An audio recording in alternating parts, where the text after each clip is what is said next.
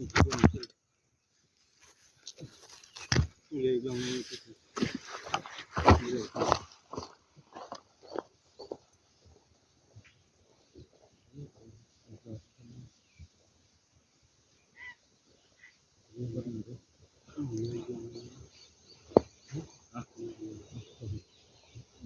ีดเดี๋ยวว่า เดี๋ยวมีดเขาจะหัน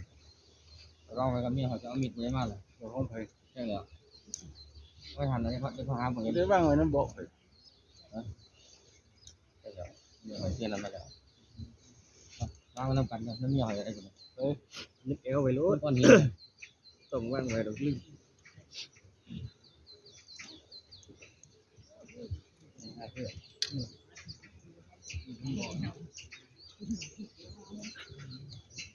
ออกมิวสิกออกมิวสิกเอาจริงเอาจริง ค่อยๆไปนั่นแหละ ค่อยไปผมมิวสิกเด้หมดมิวสิกก่อนค่อยไป ง่ายสุดง่ายสุดนี่มาท่านกับ เอานอกกันมา เก่า ทำกัน เนาะห้อง มิวสิก หลบ ที่บ่ ยาง ถูก น้ำเนาะมือใดอันนั้น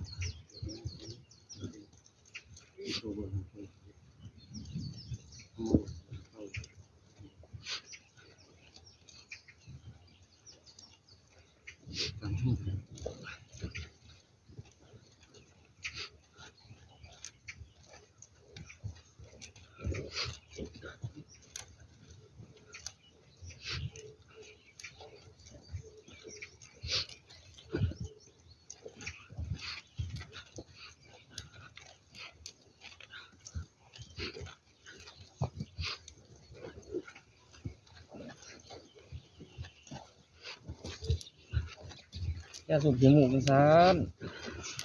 ให้เฮ็ดหยังดูนี่ให้เฮ็ดหยังบัวคำ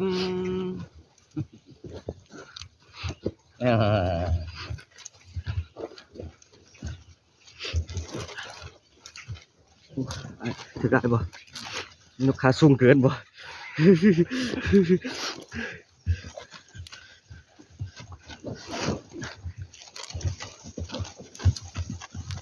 มิวสิกก็ซื้อได้หมดมิวสิกห้องคือเก่าเด้อนอน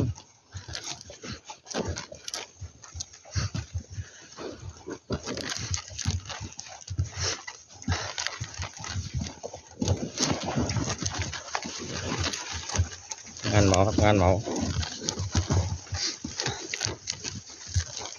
คือหอบขึ้นหยังมันหนักเดิ